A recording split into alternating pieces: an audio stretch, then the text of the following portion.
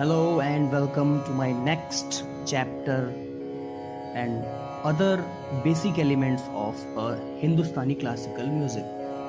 Last time I told you that what is Sangeet, what type of Sangeet, what is Swar, what type of Swar, कितने स्वर हैं, कितने तरह के स्वर हैं, कुल कितने स्वर हैं total.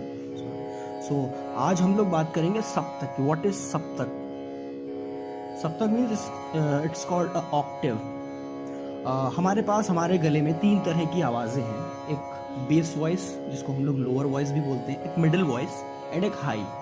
Lower, middle and high, इनको हमने तीन तरह के नामों में डिवाइड किया है. पहला है मध्य सप्तक, दूसरा है मंद्र सप्तक और तीसरा है तार सप्तक. सात जो हमारे स्वर हैं सारे गामा पाधा नी. अब हमें इन सात स्वरों को इन तीन प्रकार के सप्तकों में डिवाइड करना है. बहुत इजी है, मुश्किल नहीं है बिल्कुल भी. सा जो हमारा कीबोर्ड में जिसको हम प्ले करते हैं, जो हमारा सा है, उससे जो नीचे के स्वर हैं, मीन्स सा से नीचे नी, नेक्स्ट इज धा, पा, कंटिन्यूसली जो भी सा से नीचे के स्वर हैं वो हमारे मंद्र सप्तक में आते हैं, यानी लोअर पार्ट में.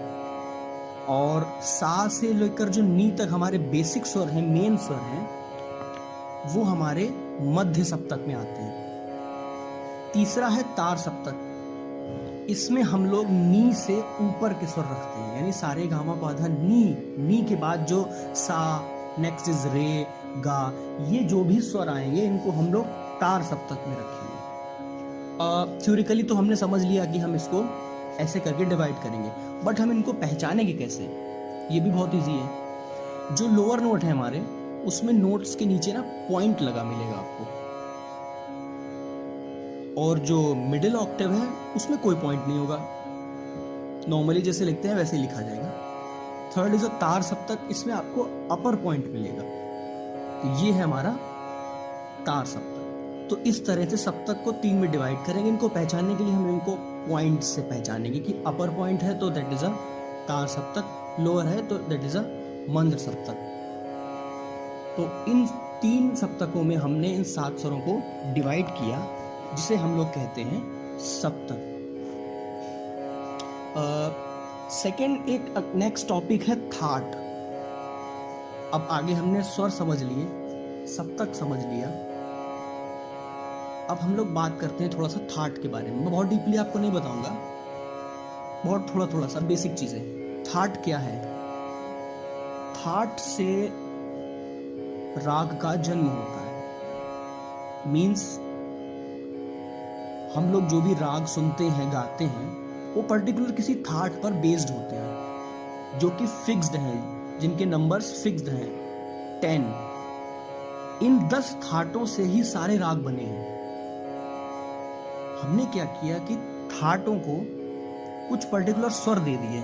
जैसे भैरव को रे धा कोमल कर दिया, भैरवी में रेगा धानी कोमल कर दिया. इसी तरह से बाकी सारे थाटों में चीजें चेंज कर दी, यानी स्वरों को बदल दिया. उन्हीं 12 स्वर में से कुछ हमने अपनी एक फिक्स्ड एक चार्ट बना लिया कि ये हमारे 10 थाट हैं, इनके पर्टिकुलर ये स्वर हैं, उन्हीं से हमारे रागों का जन्म होगा. तो आपको थाट क्लियर हो गया. अब इनके नाम भी आप नोट डाउन कर लीजिए. पहला है बिलावल, दूसरा भैरव, तीसरा भैरवी, चौथा पूर्वी, नेक्स्ट इज मारवा, तोड़ी, आसावरी, खमाज, कल्याण और अंत में काफी. इन्हीं 10 थाट से हमारे सारे रागों का निर्माण हुआ है, या इनका उत्पन्न हुए हैं उनसे. आज हमने सीखा कि सप्तक क्या होते हैं, इनको हम पहचानेंगे कैसे, क्या पॉइंट्स थे, इनके नाम क्या हैं. दूसरा हमने समझा कि थाट किसे कहते हैं, ये कितने होते हैं, इनका यूज क्या होता है.